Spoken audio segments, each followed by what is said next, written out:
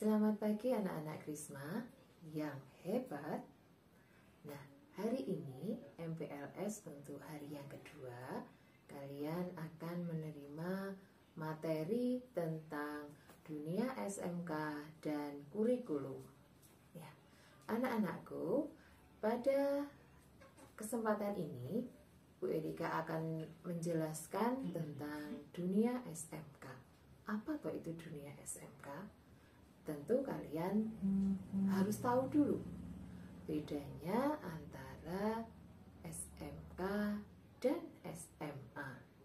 Ya, SMA itu kalian harus mau tidak mau kalian harus melanjutkan. Tetapi kalau SMK kalian ada dua keuntungan. Yang pertama, kalian bisa kuliah, bisa melanjutkan. Yang kedua, kalian langsung bisa bekerja. Kenapa? Karena di SMK itu kita diajari skill yang terpenting, ya. Pengetahuan penting, tetapi skill yang lebih penting, ya. Oleh karena itu, pada hari ini Bu Erika akan menjelaskan sedikit, ya, tentang apa toh itu kurikulum di SMK, terkhusus di SMK Kristen 1 Magelang. Nah, kurikulum adalah rencana tujuan materi pembelajaran yang akan berjalan, ya, yang digunakan sebagai pedoman oleh Bapak Ibu guru dalam satu pekan, ya. Sepekan itu artinya dalam 1 tahun pembelajaran. Dalam 1 tahun pembelajaran kita harus memperbaharui kurikulum. Jadinya ada evaluasinya dan lain sebagainya. Ya. Nah, di SMK Kristen 1 Magelang ini ada 2 jurusan. Ya, kita termasuk dalam kurikulum bisnis manajemen. Ya, bidang keahliannya adalah bisnis manajemen. Tetapi program keahliannya ada 2, yaitu akuntansi dan keuangan lembaga. Dan yang kedua adalah otomatisasi dan tata kelola perkantoran. Ya, jadi ada 2. Ya, kita memakai kurikulum 2013 revisi 2017. Ya, anak-anakku, kita akan bahas bersama tentang akuntansi dan keuangan lembaga. Ya, nanti satu-satu Bu Erika akan jelaskan. Akuntansi dan keuangan lembaga, apa toh itu? Ya, akuntansi adalah segala proses yang berhubungan dengan transaksi keuangan, mulai dari pencatatan, mengklarifikasi jenis transaksi, meringkas dan mengolah menjadikan sebuah data dengan tujuan untuk menjadikan sebuah laporan yang akurat. Ya. Kenapa alasan memilih akuntansi dan keuangan lembaga ini? Ya, di dalam kompetensi ini transaksi keuangan dalam segala hal dibutuhkan.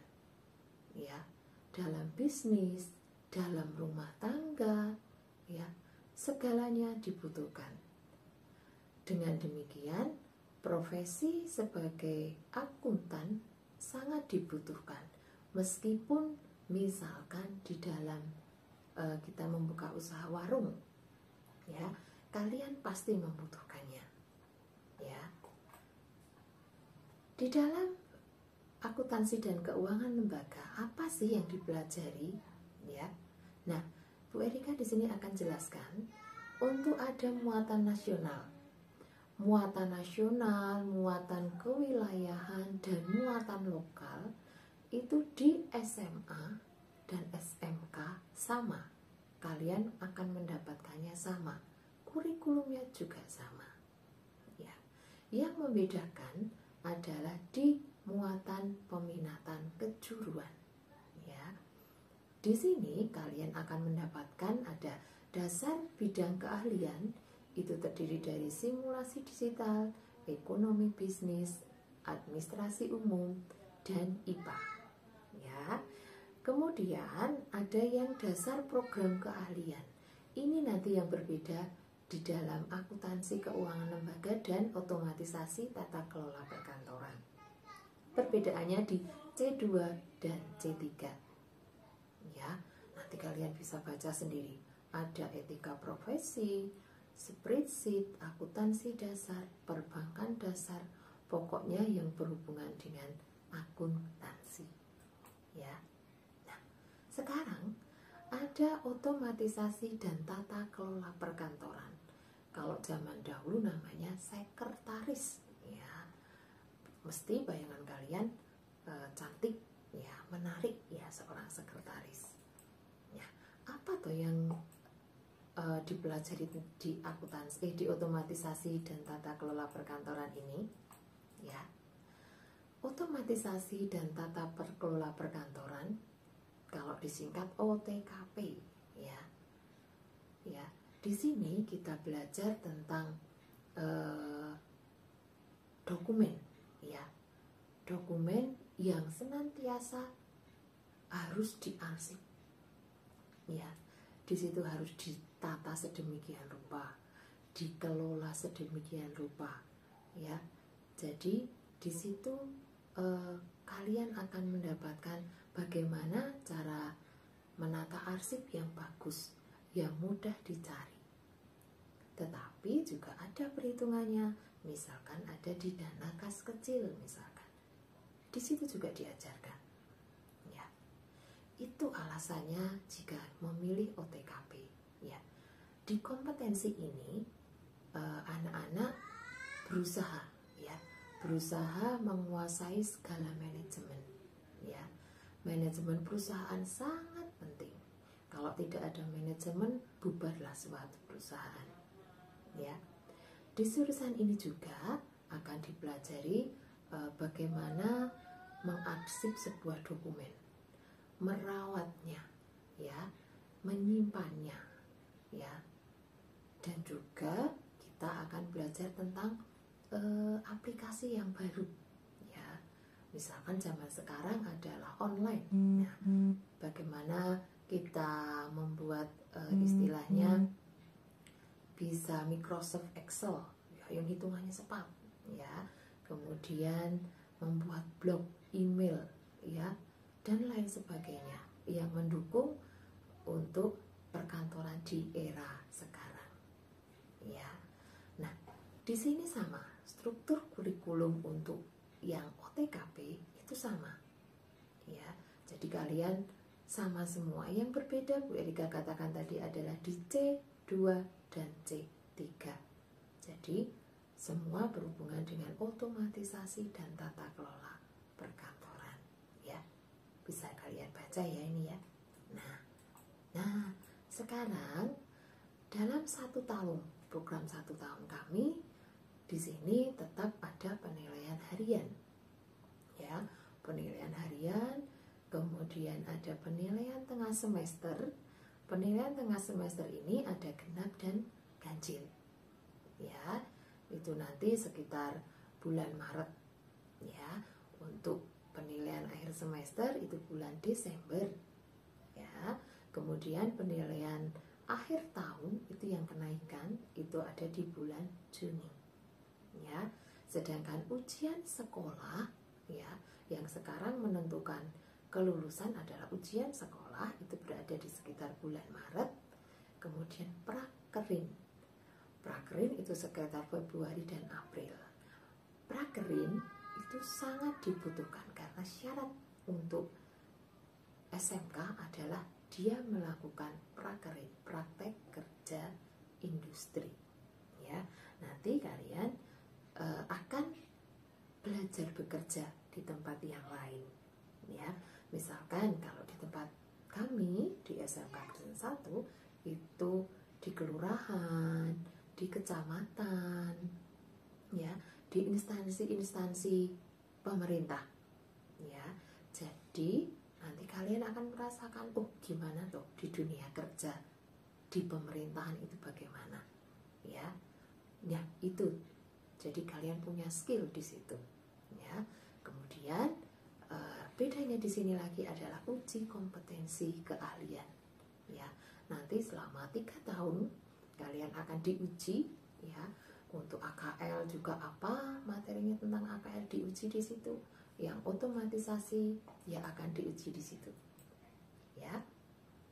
Kemudian untuk peraturan akademik nanti sama, siswa harus melakukan segala proses pembelajaran, baik melalui daring ataupun melalui luring, ya. Nanti di situ yang kedua adalah mempunyai nilai sikap minimal baik. Saya yakin anak-anak Krisma mempunyai perilaku yang baik, ya. Kemudian mengikuti segala proses dalam ujian prakerin maupun UKK, ya. Kemudian untuk kenaikan kelas kalian harus tuntas di semua mata pelajaran, terkhusus yang kejuruan, ya. Dan semua ujian kalau model dulu pasti sudah online, sekarang juga online, ya. Nah, di sini Bu Erika akan menjelaskan Bapak Ibu guru, ya. Yang pertama adalah Ibu Kepala Sekolah, yaitu Ibu Sinta Labdawara, SPD. Beliau juga nanti mengampu OTK Humas di kelas 10, 11, dan 12, ya. Kemudian ini saya Bu Erika Maya, ya, mengampu matematika dan OTK keuangan. Saya juga sebagai waka kurikulum, jadi yang bertanggung jawab untuk proses pembelajaran kalian semua, ya. Yang berikutnya adalah Bu Yunita Mardiana, SPD. Beliau adalah Kaprodi OTKP atau ibunya OTKP, ya. Beliau mengampu administrasi umum, OTK kepegawaian, OTK sarpras, dan kearsipan, ya. Beliau juga merangkap bendahara sekolah, ya. Yang berikutnya adalah Ibu DNA Marta Sehrahayu. Beliau adalah Kaprodi AKL, ibunya AKL, ya. Jadi beliau mengampu akuntansi dasar, akuntansi keuangan, komputer akuntansi, akuntansi jasa, dan akuntansi lembaga, ya, yang semua berhubungan dengan akuntansi, ya. Kemudian yang berikutnya adalah Ibu Sri Susianti, SPD, ya. Beliau adalah waka kesiswaan. Beliau juga mengampu bahasa Inggris dan korespondensi, ya. Waka kesiswaan ini juga membawahi nanti OSIS, pramuka, ekstra, ya, dan lain sebagainya yang berhubungan dengan kesiswaan, ya. Berikutnya adalah Bapak Ignatius Sugiono, SPD. Beliau adalah kepala laboratorium, ya. Kami mempunyai 2 laboratorium komputer, ya. Jadi kalian bisa satu persatu bebas, ya. Beliau juga mengampu Simkomdik, sejarah, spreadsheet, dan IPA, ya, untuk kelas 10 ini, ya. Kemudian berikutnya adalah Ibu Yunita Retnowulan, SPD. Beliau adalah kepala perpustakaan juga. Beliau mengampu PKN, ekonomi bisnis, dan administrasi pajak, ya. Beliau ibunya kelas 12, ya. Jadi wali kelas 12 adalah beliau, ya. Yang berikutnya adalah Ibu Lucia Hesti Wulandari, SPD. Ya, dia pintar masak, ya. Makanya dia adalah kepala unit produksi terkhusus di dapur Krisma, ya. Beliau adalah pengampu produk kreatif dan kewirausahaan. Ya, beliau juga ibunya kelas 10. Ya, wali kelas 10. Berikutnya adalah Pak Muhammad Yaskur SPD. Ya, beliau mengampu bahasa Indonesia, bahasa Jawa, ekstrakurikuler. Ya, nanti ada broadcast, ada musik, ya, ada Krisma entrepreneur dan lain sebagainya. Nanti kalian bisa memilih. Ya, beliau juga bapaknya kelas 11. Ya. Kemudian berikutnya adalah Pak Nicholas Christie SPD. Beliau pengampu pendidikan agama, seni budaya, ya, dan etika profesi. Ya, beliau juga pengampu Krisma Loji. Ya, berikutnya adalah Bapak Heru Susanto STH. Beliau adalah pengampu pendidikan agama. Yang berikutnya ada Ibu DLA Endang Kusdiati, beliau pengampu matematika, serta Bapak Adib nanti pengampu penjas orkes. Ya. Nah, di sini nanti ada stafnya.